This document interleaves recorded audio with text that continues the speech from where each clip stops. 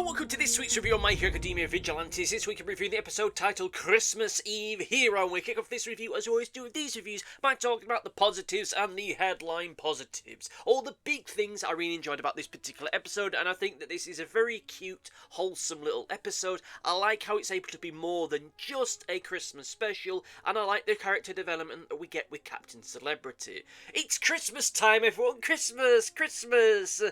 Exactly 1 month off from last Christmas Day, because that's how all of this has ended up washing out. You know, to be fair, had I timed all of this out better, this probably could have been a Christmas video, but hey, now I have 2 ideas for Christmas videos for this coming year. This episode kicks off with some light banter with Crawler belly aching about how cold it is, because that's our protagonist, everyone. Not talking about current worries, professional, personal, political, or otherwise, just beefing about how cold it is. Now, on the one hand, I like that I've done something rather simple here to help humanise him a little, make him feel more like a human being and a little bit less like a typical superhero story protagonist.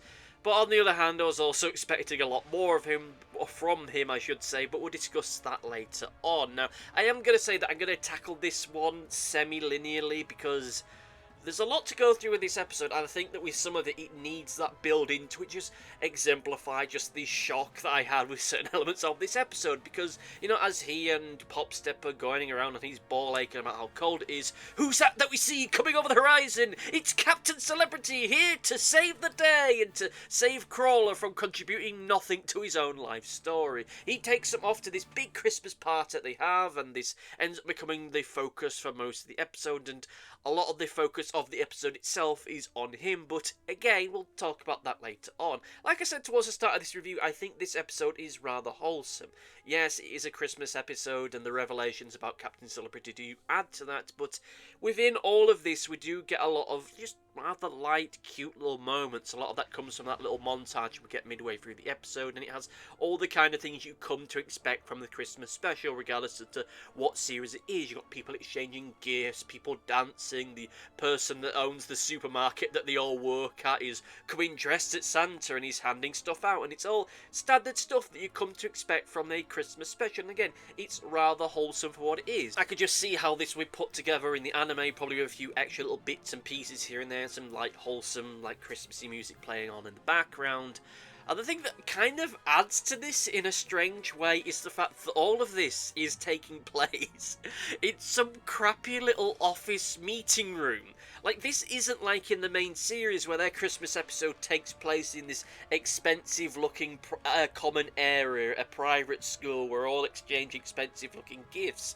Here they are, however, in this series, in some staff room, a moderately large to medium scale regional supermarket chain, with the boss coming around just handing out what looks like coupons as gifts. Oh, I'm sure that this is like a nod to some kind of Christmas, Japanese Christmas tradition where handing out envelopes or something like that, but in my head, I'm just imagining he's just handing out coupons to everyone, like they think there's going to be something cool and interesting inside the envelope, but no, it's just like a coupon, just going all the way through it, just handing them stuff for stuff that they're going to have to pay for. Like, it's not like, oh, you're going to get something for free. No, it's like 25% off beans or something. Come along to whatever this is supermarket, where the customer's the real saver.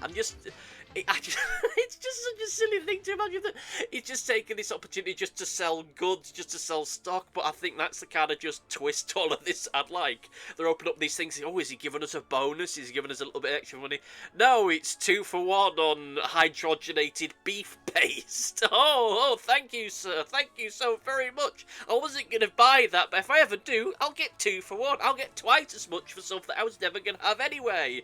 Or it could be the thing where, like, when you're a kid and you get the coupons for, like, book vouchers and you think, oh, thank you, I wanted an Xbox or something, or I wanted vouchers for something I'd actually use, and then there you are, 20 years later, you find all these coupons and realise I could have used those and been quids in. But hey, that's a whole other debate, discussion for all of a time. It's all cheerful and fun stuff for what it is. Yes, it doesn't go full tilt into Christmas-related fun and frivolity, but still, it does make good with all of this. It doesn't go too far. None of the Christmas stuff goes on for too long. We get the beginning of the party, the montage in the middle, and the end itself, and it's just this short, contained thing, this quick thing. It's almost like when we look back at our Christmas days and we have the fun little bit of everyone opening presents, then the little bit we're having Christmas dinner, and then the bitter end of it all. Yep, fine, good.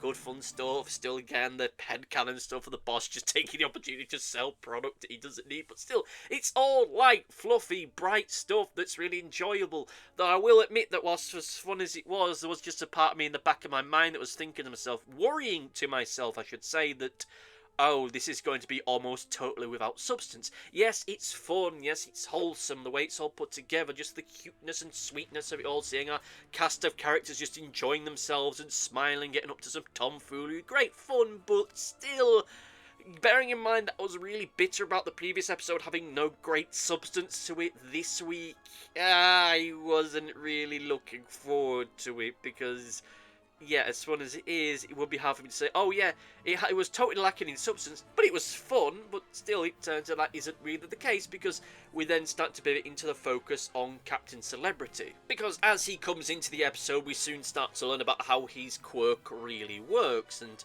well, it's explained. I don't quite fully understand it and understand how it's able to allow him to do all the superhero stuff that he does, but the way that his quirk works, it creates this aerodynamic field around him which protects him from the elements. It stops him getting cold, as is illustrated by the fact that Crawler keeps talking about how cold it is over and over and over again in the opening part of this story. And then he explains as to how he's able to fly and do all that kind of stuff. It's not a generic superhero quirk after all. Okay, neat, good. I still don't understand why it seems to give him superpowers, because I'm fairly certain that an aerodynamic field wouldn't make you super strong, but hey ho, we'll move on and just ignore that fact. Of course, when we learn stuff about stuff like this, when we learn about the mechanics of how a quirk works, from what we've seen in the main series, how that works mechanically, you know that stuff is going to come into greater focus later on, particularly when we're learning what the weakness is. Oh boy, I wonder what that could mean. Yes, it's really predictable, almost problematically predictable, but I will just say in the here and now, before we get too far into that stuff, I will just say that I'm glad that we actually got into the consequences of knowing what his quirk's weakness is in the here and now, because if we went off the model from the previous volume and the previous volumes, we probably wouldn't have discovered that stuff until, well, rather, we wouldn't have seen the actual consequences of knowing what his weakness is until maybe the final episode of the volume, and then only about half of it. But hey, we're very early into this, so let's not get into the bitching too soon. I have to say is that beyond just learning about the mechanics of his quirk and from a pure superhero world to Zero's punchy action time, that's neat. The thing that we also end up learning in this episode is that his living situation has a bit of a development. I will say is I think that all of that should have been handled better. Like, I'm not someone who gets lost into the argument of show, don't tell, as I think a lot of it is just, well, to be blunt, bullshit. But I will just say in this here and now, this is a series of events where we get to learn that his living situation has altered, and how that is delivered to us is just constant telling and not a lot of show. I mean, they could have at the very least just had a little shot here and there of just suspicious stuff happening in the background to illustrate the fact that all his legal troubles have now just miraculously been cured, because it turns out that all that legal bother that he's been up to, that all the stuff that resulted in him effectively being exiled from the United States to live in Japan for a while, oh, it's all nonsense, it's all cooked up, it was all entrapment, it was all potential blackmail stuff, and now all that stuff has been miraculously fixed all in one go. He's now able to return to the United States, which is something that is a big surprise to him. Like, this isn't just like hearsay. This isn't just like, oh, he did something silly or problematic and he's just kind of cut that out from his life to focus on his career. No, there's a whole raft of legal problems that he's been involved in. Shouldn't he know that those legal problems have been dropped by now? Like, that's something that shouldn't be... all of this shouldn't be news to him. Like, he might have learnt here and there, oh, this case has been dropped, or this case has been dropped. Seemingly all of them have magically faded away now, which you'd think that, bearing in mind he's the subject of this legal drama, that he'd be the one to know that, but he seemingly doesn't. And all his legal problems have magically faded away to some degree or another, because again, it turns out they were all entrapment, or just paparazzi stuff, or just blackmail attempts, and yeah, to be blunt, that really doesn't take away from the fact that he was still shagging around, but hey, it was all entrapment, or paparazzi, or whatever, and somehow Makato had a hand in putting all of this to bed, no pun intended. And I'm just thinking, okay, I know where this is going. I know where this is going. It's going to be a case of he learns that all his legal problems in America are over and done with.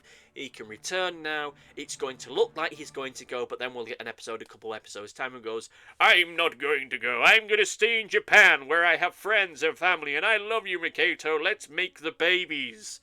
And that doesn't happen because almost immediately then you get the look in his face like, oh, he's sad about the fact he has to go back to America. He kind of liked his life here.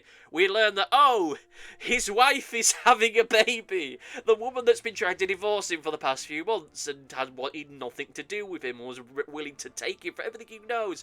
Oh, she was just having a baby and she just pushed him into Japan just to try and make him turn his life around or something.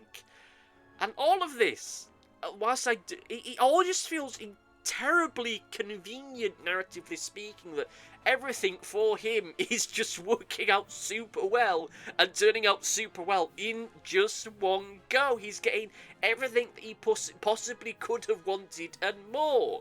I mean, Christ, did Makato have a hand in the baby thing too? Oh, I got rid of your legal troubles and I made your wife the pregnant with your baby. Oh, everything's good and great. Like, given what we know of Mikato, I could understand her having a hand in the legal stuff because she's working on some kind of dissertation, thesis thing towards hero stuff, so her being involved in all that makes sense, but everything has turned out miraculously well for Captain Celebrity just so quickly and just so neatly. It just feels really disarming. Okay, sure, all the stuff with, oh, he's gonna have a baby, he's gonna be a daddy, oh, that's cute and wholesome, that's fine in and of itself, and, you know, we do get the bit where he's goofing around with the little girls that somehow are working on the marketing team at a supermarket chain, but still, you know, it's all foreshadowing. Oh, he'd make a great dad. Sure, he shags around and gets into legal trouble at the drop of a hat, but he'll be fine. His heart's in the right place. He'll make a great dad. And okay, sure, cute, whatever. But I really can't say, again, I can't say that I like that all his legal troubles, seemingly all his legal troubles, have seemingly been resolved in one fell swoop because it was all just fake entrapment stuff. And beyond anything else, I like the fact that it was in all this legal bother, and it added a level of grit and grounding to his character. He isn't a bad guy, and the stuff that he was doing wasn't problematic, but it was something that was at least relatively mundane and something rather commonplace. Like, if we use the fact that the whole superhero culture of this world is effectively like a translation of real world celebrity culture, what's he done? He's got involved in a sex scandal, shagging around, and that's incredibly common. That's incredibly commonplace. It seems like every other month you get some big celebrity that's been cheating on their spouse or their partner. And okay, great, good. Well, not great and good that people were doing that, but you get the idea. It's something that added some sense of grounding to him. It added a sense of realism to him, that he was just a guy that was just a bit of a shit, and that's just about it. But then it all just gets miraculously wrapped up because it wasn't actually his fault. It was other people doing it to get him in bad trouble. And okay, it's good grief. But then, we learn why everything's resolved itself neatly. We learn why everything's turned out all okay in the end. We learn why all these great and good and happy things happening to Captain Celebrity when we get towards the end of the episode and he gets blown up. Like, we get the bit where Captain Celebrity, the little girls that he's taken a fondness to, and he already has a little bit where he goes, one day I want to have 3 little ruglets just like them. I hope my wife is willing to put out for it. And, you know, they get sent off in the taxi because, of course, you'd let 3 little girls go alone in a taxi. But anyway, that's the taxi's driving off, and then this big monster thing swoops down and picks it up, and oh no, Captain Celebrity has to save the day. And in hindsight, all of this feels like that bit in the first Hot Shots movie, where you got the guy, I think it's the one that has the fisheye lens problem, where he just sees the world like a fisheye lens, or no, it's the other guy, the ginger-haired guy, and it's all, he's going off to fight in the war, and his family like has a history of everyone dying in whatever war they're in, and it's just thing of him, he's going along and, oh, oh, and his wife said, oh, honey, oh, you need to sign this really big life insurance payout. Oh, I'll do it later. I'm going to keep it in my pocket next to my notes on who really shot JFK and my cure for cancer or whatever. And it's all just this big thing of, oh, he's walking under ladders and all these breaking mirrors and all the bad luck stuff that's going on. And it's just a thing of this guy, this wholesome, nice guy who's going to make everything better is going to die, because that's the trope that you see in other TV shows and movies. And it felt like that by this point in hindsight, that, oh, he's Captain Celebrity. Yes, he's a bit of a shit, but he's actually shit with a heart of gold, and he's actually a really nice guy, and everything's turning out nice for him. His wife's willing to give him a second chance, and everything's turning out right for him, so he gets blown up. That's what happens, and look, I will say, as silly as it all feels, as daft as it all feels, this does lead up to what I think is just a genuinely interesting and genuinely cool little moment with him where... Awkward edit point! Okay, so this is me, slightly more recent to when you're listening to this, but not as recent as the Comment Corner section, because, yeah, it turns out I horribly misread part of this week's episode, so... You know, I'm just going to make an amendment here. Like, the long and short of it was, I was looking through this week's episode to find a good picture to do as this week's thumbnail, and I misread part of this week's episode, and then I'm having to re-record a little bit here to make it so that what I'm saying actually does reflect upon what's actually in the episode. So, and also, my point and my feelings towards this actual moment still remains largely the same, just that the events themselves are radically different to what I thought it was. So, it's around this point within the episode itself, once Captain Celebrity has saved the little girls, and when he's looking like this torn up bit of roadkill steak, when looking all burnt and nasty, that the paparazzi in the press start to gather around him, and he says something along the lines of, oh, please, no pictures, I look terrible. And it shows that despite this sense that he isn't maybe the shit that he's been made out to be, as has been the case over the past few pages or so, that maybe, just maybe, there's this nicer side to him, we see that despite all of that, he's still kind of the same vain, self-focused son of a gun that we have known and kind of loved him for up until this moment. I will admit that in my original reading of this, I actually thought that, oh, he was doing it more as to, oh, no pictures, because this is a tragedy, don't exploit it, but no, it is just him being vain. And I have to say is that it's going to sound weird for me to say this, but I like the fact that in this moment, and particularly in the context of everything that's gone before this, that he's still kind of vain, that he's still this kind of cretin that we've been made to believe that he is. Whilst he is a better guy than certainly we gave him credit for earlier on when he was first introduced into all of this, he still has that slightly murkier, slightly almost Hercule, Mr. Satan-like aspect of him, that he's really focused about his self-image and about the nature of being a superhero, because the story, the aspect of superhero culture within My Hero Academia Vigilantes and the main series itself is that it is something of a modification, a take on real-world celebrity culture, and, you know, appearance is everything as far as all that's concerned, so we see that here, and whilst you can take it as an element of it being him being vain, at the same time it's a case of he has to look out for his self-image. And you do get that really awkward bit where someone ends up shouting out to him, oh no, when you look terrible, you actually look even better than ever.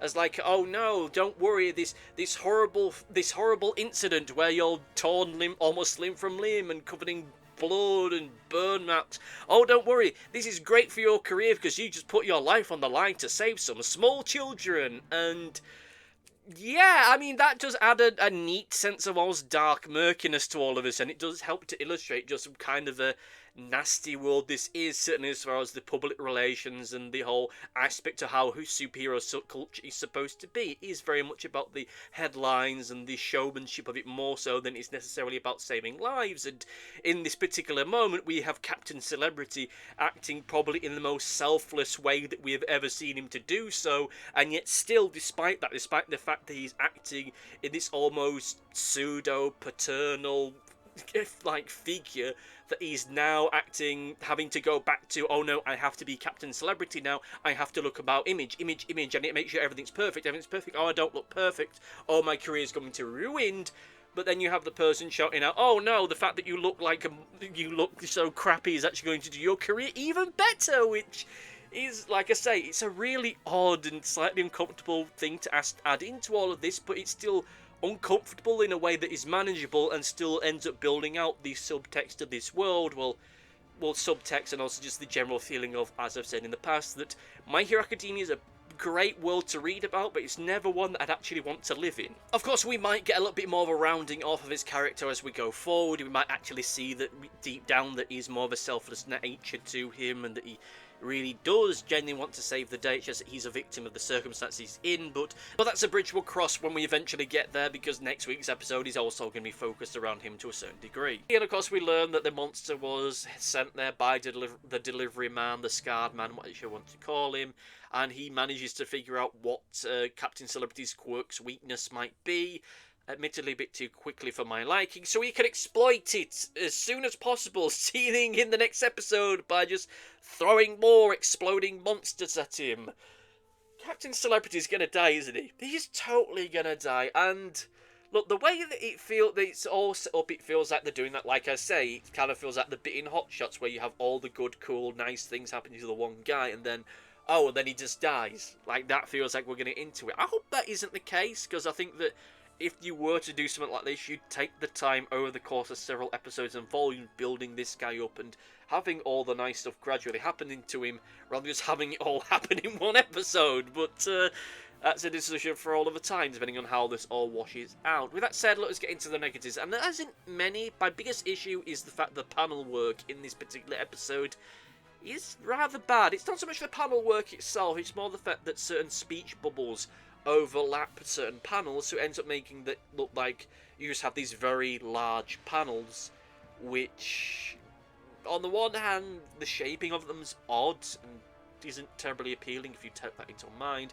but it's also the fact it makes it look like those larger panels and those speech bubbles are all part of the same sequence of events, so you end up getting a reaction to something someone has said before they've said it.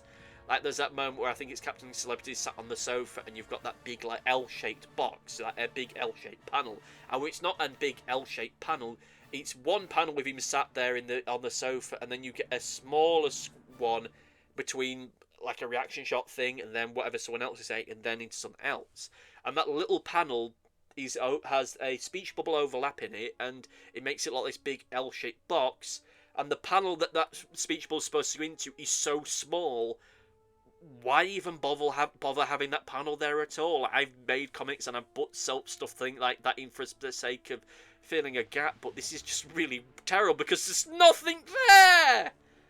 It's like a picture of a wall or something like that, you've got a speech bubble there, and you don't know who's saying this! Come on, you're professional manga writers, come on! You don't need to resort to the tactics some bum on the internet does when they occasionally squirt out a comic, for goodness sake. But anyway, well, let's get into the overview, and I think that I really didn't like this one, and it does feel as though we're getting some momentum behind all of this. It does feel as though we're building up to something. Whilst I have issues with how it's building up into that, I will say is I like this one, and much like the Dragon Ball Daima series, it feels as though we are starting to get a little bit back on track here. But I hope they actually do stay on track and when they don't go off to do something stupid and pointless. But we'll soon see where all that goes. Well, that's done. However, let's get into Comment Corner. It's time for Comment Corner. Recording this during my lunch break, so let's keep this succinct and short. So we got a comment from Big X1. This is coming from the previous video, which was a review of the episode The Man Returns. And their comment is, whilst I didn't like this one that much, I think it was better than you give it credit for, and things do start to pick up from here. Well, thank you for your comment, and I have to say that it is a case of, well, we'll see about that. This episode this week, I think, was a lot better than the previous one. It does feel as though we're starting to get somewhere, and we're starting to do a little bit more here. Again, I'm still a little bit confused by the fact that we are in this period before the stuff in Hong Kong. It feels really odd to me, but I suppose that, you know, that's just something that they did for the sake of a great cliffhanger. And by the looks of things, it seems, going off recent trailers, that maybe, just maybe, this whole My Hero Academia Vigilantes anime series is going to have the structure that I think it's going to do, where each season is going to adapt 2 volumes at once, or one after the other, I should say. So in which case, yeah, that would make a fair bit of sense, because Knuckle Duster appearing at the end of it going, "I'm here," would be a great little ending moment for the end of a potential 3rd season if it gets that. If it gets that far, sorry, I got a pain in my knee there and I had to pause it for a sec mid-sentence. Anyway, thank you all for listening. Let me know what you thought about this particular volume down below. Let me know what you're thinking about the trailers that we've been seeing for the upcoming season. Just anything in general. But anyway, I'll say thank you all for listening, thank you all for watching, and see you next time. Goodbye! Thanks for watching. Be sure to like, favourite, subscribe, click the bell, and do all the YouTubey stuff that YouTube wants you to do. Go on, it'll do me a power of good. Until next time, my friends, goodbye!